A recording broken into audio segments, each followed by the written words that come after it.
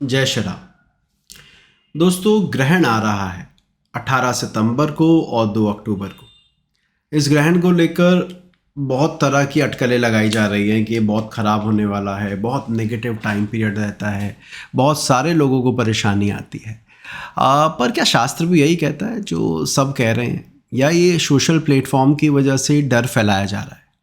आज हम इसको भी समझेंगे, ये भी समझेंगे कि आपकी राशि के लिए अगर ग्रहण का कोई प्रभाव है तो वो अच्छा है या बुरा, और कितना इम्पोर्टेंस देना चाहिए ग्रहण को, हम इस बारे में भी बात करेंगे। तो और विलंब नहीं करते हैं, आइए आरंभ करते हैं ग्रहण की यह यात्रा।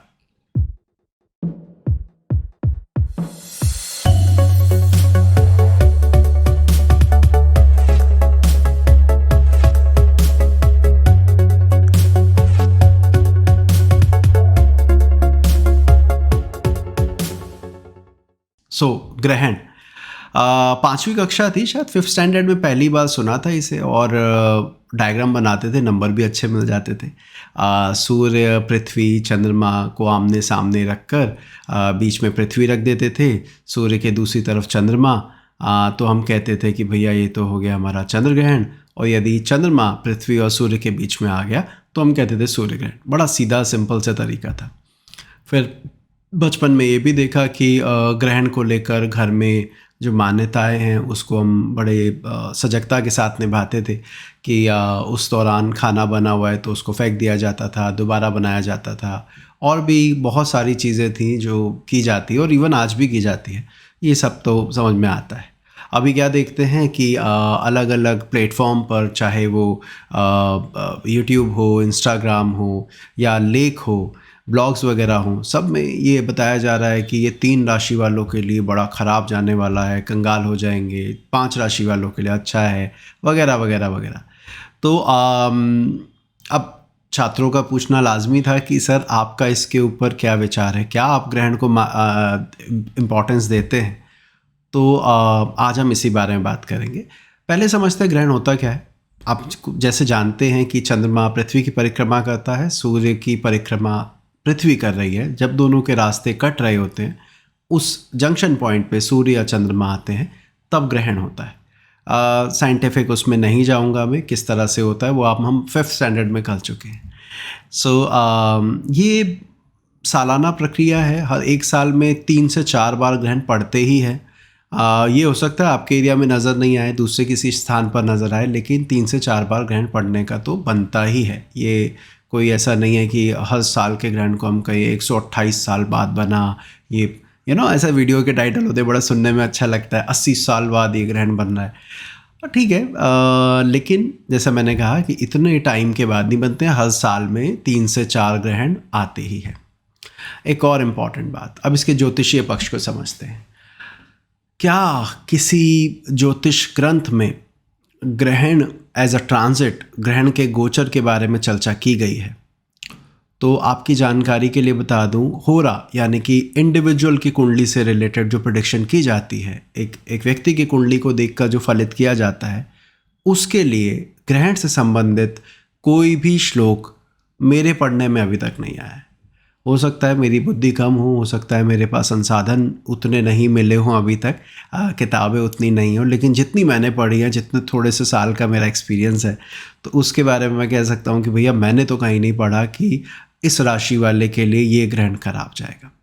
हाँ, इतना ज़रूर है, ग्रहण के दिन अगर आप पैदा होते हैं तो उसको अच्छा समय नहीं माना जाता, इसको दोष माना जाता है।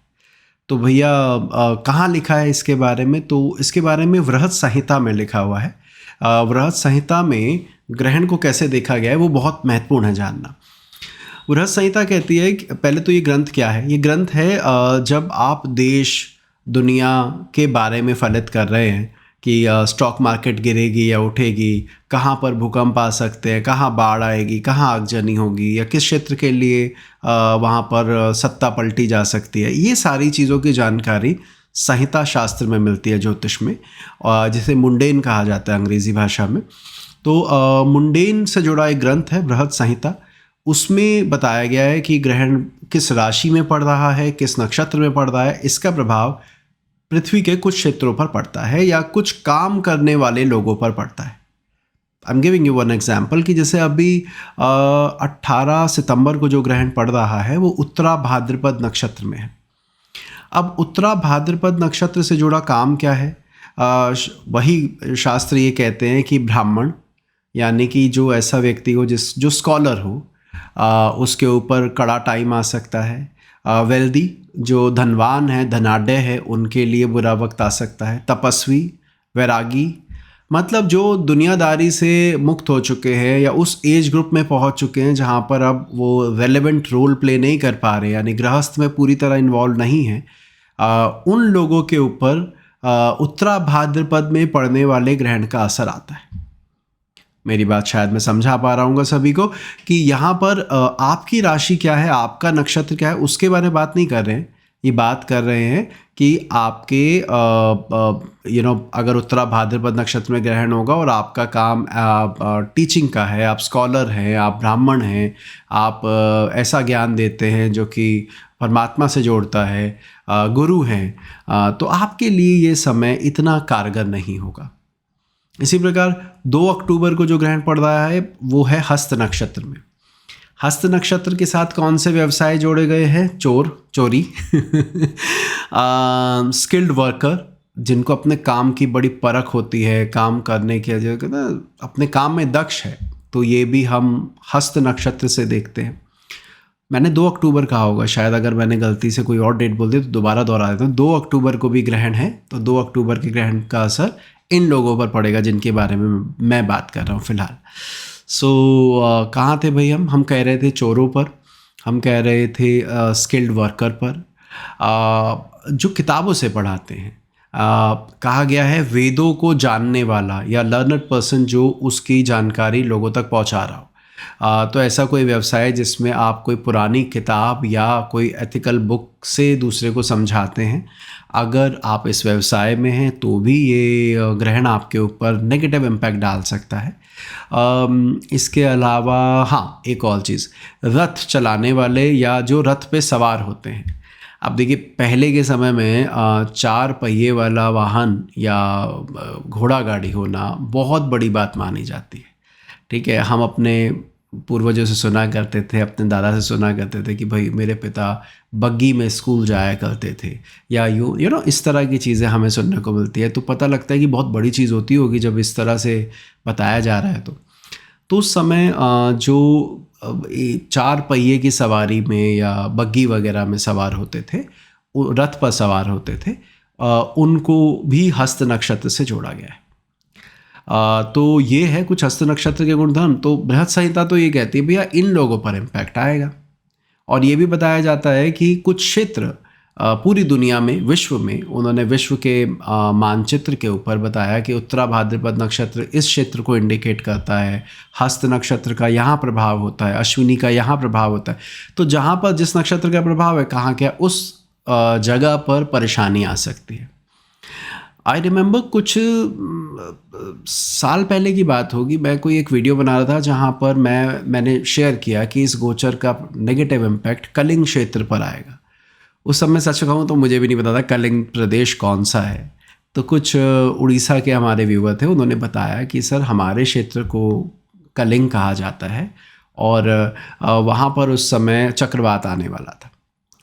तो देखिए शास्त्र कितना सटीक है, वो बता रहे हैं कि ये ग्रह यहाँ से निकलेगा तो कलिंग क्षेत्र के ऊपर इम्पैक्ट आएगा, और कलिंग क्षेत्र जो आज का नया उड़ीसा है वहाँ पर चक्रवात उसी दौरान आ रहा है।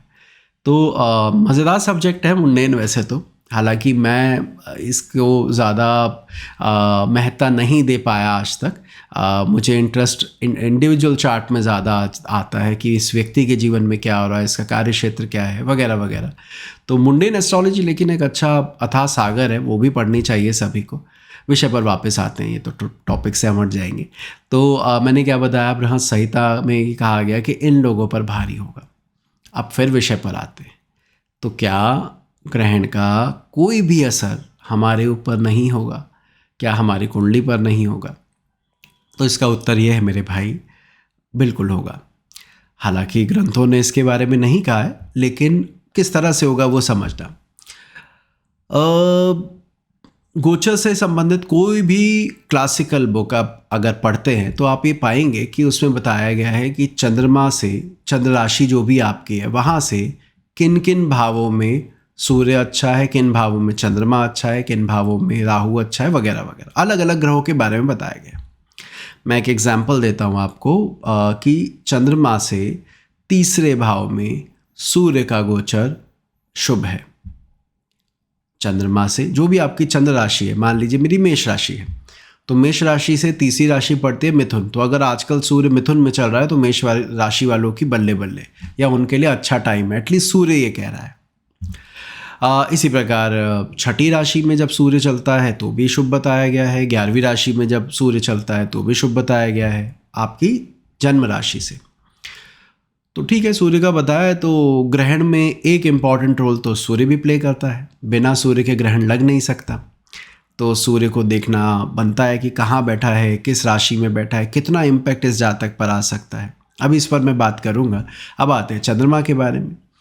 चंद्रमा के लिए भी बताया गया कि जन्मकालीन चंद्रमा से किन किन राशियों में चंद्रमा का गोचर अच्छा है और कहाँ कहाँ बुरा है। जैसे आपकी जानकारी के लिए बता दूं, आपकी जन्म राशि से चौथी राशि में, 8वीं राशि में, 12वीं राशि में चंद्रमा के गोचर को शुभ नहीं माना गया। ये कहा गया कि ये खराब भाव है, यहाँ पर अगर चंद्रमा चलेगा तो नेगेटिव रिजल्ट देगा। जैसे एक मुझे सम्मानित पत्रिका का वो याद आता है, वो पत्रिका महीने के वो दिया करती थी, क्या कहते हैं उसे, राशिफल। तो उसमें वो क्या करते थे कि भाई आपकी मेष राशि है, तो मेष राशि के नीचे लिखते थे अष्टम चंद्र, इस राशि वालों के लिए इस महीने अष्टम में चंद्रमा कब गुजरेगा, और उस डेट को हाईलाइट करके देते थे। तो 8वें घर में शनि का गोचर चंद्र राशि से खराब माना गया है। अब हम ये भी जानते हैं कि एक व्यक्ति की कि जब हम कुंडली देखते हैं तो उसमें हम उसके लगन का विचार करते हैं, हम उनकी राशि का विचार करते हैं और सूर्य राशि का विचार करते हैं। वेस्टर्न वर्ल्ड में तो सन साइन देखा जाता है, आप जानते ही हैं। हमारे यहाँ चंद्र राशि का भी विचार होता है, लगन का भी होता है। तो प्रभु 3 फैक्टर में से लगन, चंद्र, सूर्य, अगर 2 सूर्य और चंद्रमा ग्रहण में फंस जाएंगे तो आप अछूते कैसे रह जाएंगे? आपके ऊपर असर क्यों नहीं पड़ेगा? असर तो आएगा।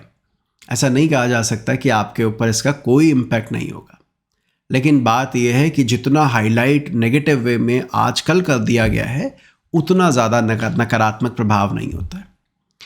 तो एक तो ये बात समझिए कि भैया सुदर्शन कुंडली के 2 इम्पॉर्टेंट प्लेयर सूर्य और चंद्रमा दोनों ही अफ्लिक्शन में जाने वाले हैं, तो भैया कुछ तो प्रभाव होगा। फिर एक और मसला आता है कि भाई आपके यहाँ पर ग्रहण पड़ रहा है कि नहीं। जैसे अभी ये जो 2 अक्टूबर वाला है वो भारत में नहीं दिखेगा, 18 तारीख वाला भी कोई भारत पे विशेष प्रभाव नहीं डाल रहा है। अब ऐसे में कहा भाई हमारे ऊपर तो पड़ ही नहीं रहा है, वो तो देखिए कहीं और बनेगा। वो कॉम्बिनेशन जब बनेगा, जब वो प्रत्यक्ष रूप से नज़र आएगा, वो तो किसी दूसरे देश में नज़र आ रहा है, तो हम क्यों चिंता करें? क्या ये सही है? तो उत्तर ये है कि नहीं, ये सही नहीं है। हाँ, मंदिरों में और बाकी जगह पर वो जो ग्रहण के लिए सावधानियां बरती जाती हैं, आई वुड से, या गर्भवती महिलाओं के लिए कहा जाता है, और चीज़ें कही जाती है, वो तभी करा जाता है जब प्रत्यक्ष रूप से वहाँ पर ग्रहण का प्रभाव हो। लेकिन अगर मेरी राशि पर प्रभाव है, चाहे वो दिन में हो या रात में हो, ग्रहण पड़ रहा है, सूर्य, मान लीजिए सूर्य ग्रहण पड़ रहा है, एक छोटी सी बात समझिएगा, सूर्य ग्रहण पड़ रहा है और सूर्य अस्त हमारे यहाँ हो चुका है, वो हमारे यहाँ रात 9 बजे पड़ रहा है, तो स्वाभाविक सी बात है कि हमारे ऊपर हम उसे देख नहीं पाएंगे, राइट? क्योंकि सनसेट के बाद पड़ा है, तो जिन देशों में अभी भी सूर्य उदित है वहाँ नज़र आ रहा होगा, हमारे ऊपर उसका डायरेक्ट इन्फ्लुएंस नहीं दिखता या प्रत्यक्ष प्रभाव नहीं दिखता। लेकिन जो लोग ज्योतिष जानते हैं उन्हें ये पता है कि ये प्रत्यक्ष अप्रत्यक्ष की कहानी लगन से सप्तम और सप्तम से द्वादश भाव की है।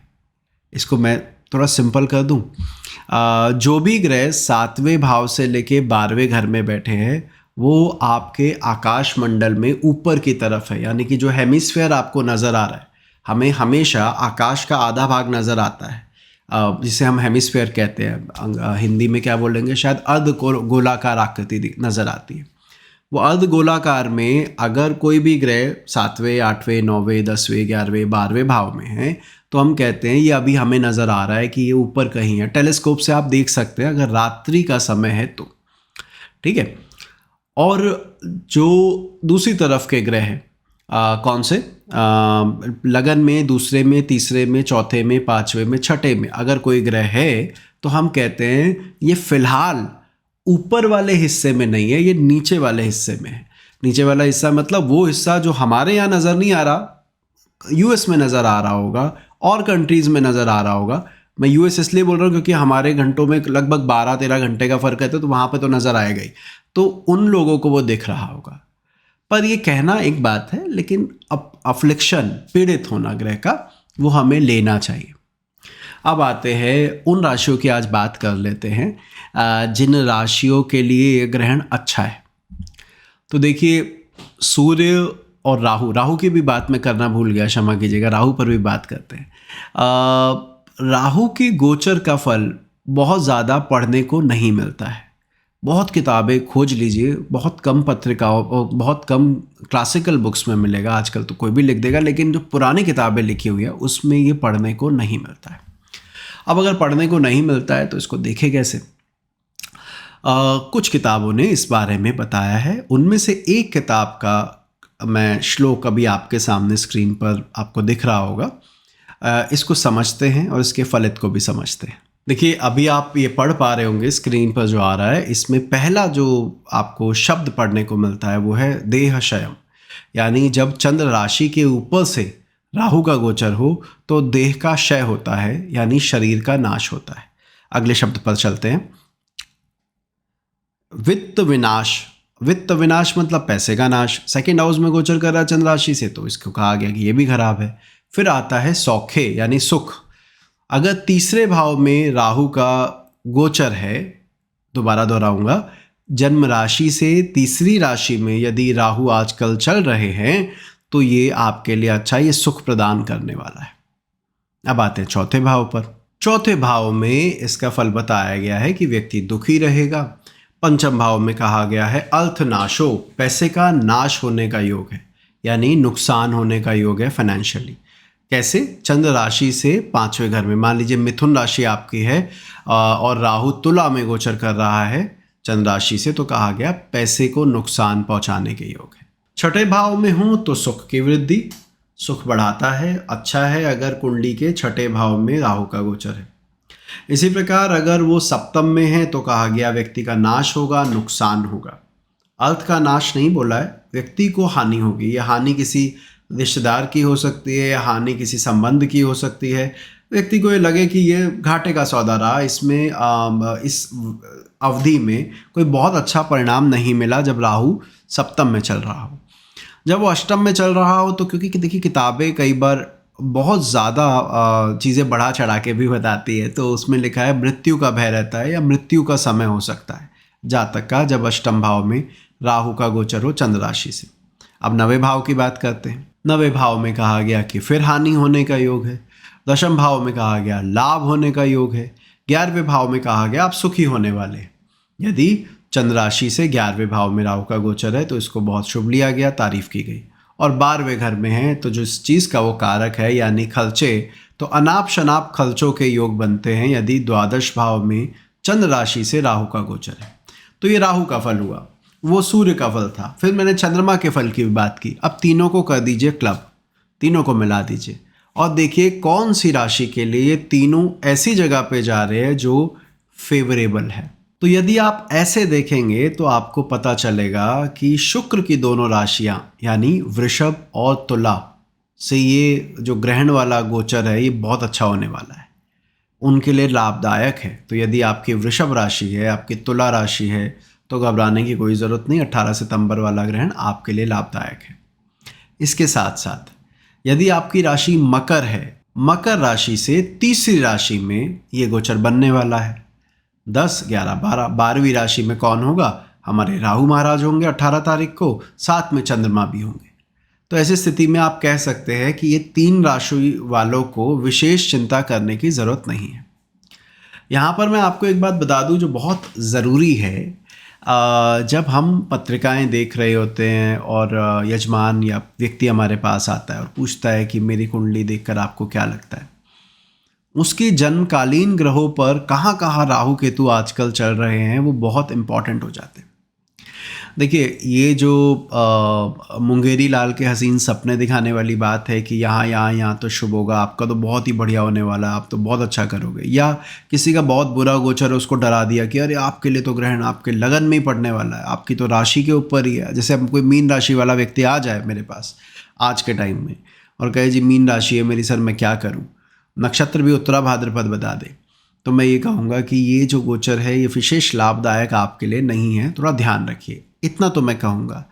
लेकिन यदि उस व्यक्ति की राहु की महादशा ना हो या उस व्यक्ति की कुंडली में चंद्रमा को राहु नहीं देख रहा हो, जन्म कुंडली की बात कर रहा हूँ मैं यहाँ पर, ना ही उसकी चंद्रमा की महादशा हो, ना राहु की हो ना चंद्रमा की हो, ना जन्म कुंडली में राहु का चंद्रमा से कोई संबंध हो, तो 3 योग और भी हैं। मैं अगले वीडियो में आपके साथ शेयर करूँगा कि किन लोगों को मैंने देखा है कि ग्रहण के वक्त परेशानी आती ही है, उनको सजग करना पड़ता है कि आपके लिए देखो सबके लिए तो कम बुरा है, आपके लिए आपको थोड़ा ज़्यादा ध्यान देना होगा क्योंकि पत्रिका में ऐसे योग लिखवा के लाए। तो उन लोगों के लिए तो हम कहते हैं कि आपको ध्यान देने की ज़रूरत है, अगर आपने ध्यान नहीं दिया आपको ज़्यादा बड़ा नुकसान हो सकता है, अदरवाइज़ हर एक कोई बात नहीं कही जाती। तो आशा करता हूँ समझ रहे होंगे आप। और इसके साथ साथ अब आ जाते हैं अगले वाले गोचर पर। अब बात करते हैं 2 अक्टूबर के ग्रहण की, वो किन के लिए शुभ है। देखिए, 2 अक्टूबर का ग्रहण मेष राशि वालों के लिए लाभदायक होगा क्योंकि छठे घर में सूर्य केतु चंद्रमा का योग बनेगा, जो कि उनके लिए सूर्य का छठे राशि में गोचर अच्छा माना गया है। केतु का भी छठे में होना शुभ ही माना जाता है क्योंकि नैसर्गिक क्रूर ग्रह है। और चंद्रमा के लिए भी मैंने जैसे आपको कहा कि 4, 8, 12 का चंद्रमा खराब माना जाता है, लेकिन छठे के चंद्रमा से किसी को इतनी परहेज करने के लिए नहीं कहा गया है कि वो बुरा वक्त है, ऐसा नहीं कहा गया है। तो मेष राशि वालों के लिए ग्रहण अच्छा रहने वाला है। अब वृश्चिक की बात करें तो वृश्चिक राशि के लिए भी कमोबेश यही स्थिति रहेगी। क्यों? क्योंकि वृश्चिक राशि से अगर आप ध्यान दें तो ये कन्या राशि में गोचर बन रहा है जो वृश्चिक से 11वां घर होता है, इस वजह से उनके लिए भी लाभदायक रहेगा 2 अक्टूबर वाला ग्रहण, उनको फ़ायदा रहेगा। इसके अलावा एक राशि और है जिसके लिए कॉम्बिनेशन तो अच्छा बन रहा है, मैं बता देता हूँ। चंद्र राशि कर्क की बात कर रहा हूँ मैं। कर्क राशि में क्या होने वाला है, तीसरे घर में सूर्य केतु और चंद्रमा साथ आने वाले। तो सुनने में तो लगता है कि हाँ, चंद्र राशि जिसकी भी कर्क है उसके लिए भी लाभदायक होना तो चाहिए, लेकिन वी शुड नॉट फॉरगेट कि उनका लगन का मालिक या उनका राशि का स्वामी ही चंद्रमा है, और वही अगर अफ्लिक्ट हो जाएगा तो ये किस बात की खुशी। तो बाकी ग्रहों के योग देखते हुए ये भी देखो ना कि भाई ये तो मेरी राशि का स्वामी ही है, यही अगर ग्रहण में जा रहा है तो ये किस प्रकार का अच्छा फल दे सकता है। तो मैं कहूँगा मेष राशि और वृश्चिक राशि के लिए 2 अक्टूबर वाला ग्रहण अच्छा है। वृषभ राशि, तुला राशि, मकर राशि के लिए हमारा जो मैंने दूसरा ग्रहण आपको बताया 18 सितंबर वाला अच्छा है। तो इनके लिए तो ये अच्छे होने वाले हैं। बुरे किन के लिए होने वाले हैं, तो पहले तो वही राशियाँ जिन पर पड़ रहा है उनको बोलिए, यानी कि मीन राशि वाले और कन्या राशि वालों के लिए हम कहेंगे ये ग्रहण की अवधि आपके लिए शुभ नहीं है। स्वास्थ्य का ध्यान रखें, पारिवारिक तनाव से बचें तो बेहतर रहेगा, यहाँ पर ये प्रॉब्लम क्रिएट हो सकती है। और साथ ही साथ जिनकी राशि कर्क है या सिंह राशि है, या जिनका लगन कर्क है या सिंह लगन है, उनको तो जब भी ग्रहण आए आप ये सजेशन दे ही सकते हैं कि थोड़ा अभी साल में 4 दिन, और 4 दिन भी नहीं कहूँगा मैं, 15-15 दिन और जोड़ लीजिए, उससे थोड़ा पहले और थोड़ा बाद तक, इतनी अवधि तक थोड़ा ध्यान रखिए, कोई रिस्क मत लीजिए क्योंकि ग्रहण का प्रभाव है आपके ऊपर आ सकता है, नेगेटिविटी घट सकती है, तो इसको ध्यान रखिएगा। बल्कि मैंने टेलीग्राम पर एक पोल डाला था, जो टेलीग्राम पर जुड़े उन्हें पता होगा, मैंने पूछा था आप लोगों से, बताइए कि क्या ग्रहण का कोई सीधा प्रभाव आपने अपनी ज़िंदगी पर देखा है। तो पोल रिज़ल्ट अभी शायद स्क्रीन पर दिख रहा हो, लेकिन फिर भी मैं बता देता हूँ कि 51% लोगों ने कहा नहीं हमें नहीं मिला, और 49% ने कहा हमें मिला। तो ये तो आधी जनता बट गई। मैं सोच रहा था कुछ ऐसा होगा 60-40 या 70-30 होता तो कुछ मज़ेदार बात होती, पर ये वही बात कह रहे हैं जो मैं आप सबको समझाने की कोशिश कर रहा हूँ कि ग्रहण का प्रभाव हर किसी पर लाउड होकर बोलने से कोई फ़ायदा नहीं है। कुछ ही लोगों पर अप्लाई होता है, हर किसी पर नहीं होता। पर हाँ, पूरी तरह नकार भी नहीं सकते, ऐसा नहीं है कि अप्लाई ही नहीं होता। इन 2 बातों का ध्यान रखना है। अगले वीडियो में हम क्या बात करेंगे, हम ऐसी कुंडलियों को देखेंगे और उन कुंडलियों पर देखेंगे ग्रहण के वक्त इनके साथ क्या घटनाएं ऐसी घटित हुई जो कि लाइफ चेंजिंग थी, उनकी लाइफ ही बदल गई उस घटना के साथ। ऐसा क्यों हुआ, क्या कारण बना, ग्रहण कैसे उनके लिए इतना प्रभावशाली था, वो हम अगले वीडियो में बात करेंगे। और ऐसी कुछ और राशियों के बारे में भी बात करेंगे जिनको विशेष ध्यान देना है, ये ग्रहण जिनके लिए नेगेटिव परिणाम दे सकता है।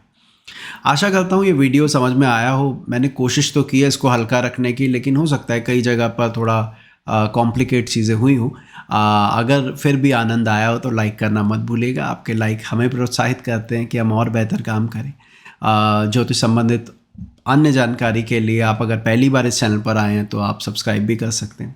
और दूसरा, हाँ, वो कोर्स भी हमारा जो शिक्षार्थी साधक निपुण ऑनलाइन जो क्लासेस हमारी चलती है ज्योतिष की, उसके लास्ट जुलाई के बैचेस अब फुल हो चुके हैं। उसमें एनरोल मत कीजिएगा। अब दिसंबर से नए बैचेस स्टार्ट होंगे, आप उसके लिए जाइएगा। क्योंकि मैंने देखा पिछले लगभग 3-4 दिन में बहुत सारे लोगों ने वो कोर्स परचेस किया है। तो बहुत सारी क्लासेस मिस हो जाएंगी आपकी प्रभु, और वैसे ही क्लास अब पैक हो गई है परमात्मा की कृपा से और आप लोगों के प्यार से। तो अभी मत करिए, दिसंबर तक वेट कर लीजिए। अभी तो मेरे ख्याल से सितंबर चल रहा है, तो 2-3 महीने आराम कीजिए, तीज त्यौहार मनाइए अपना।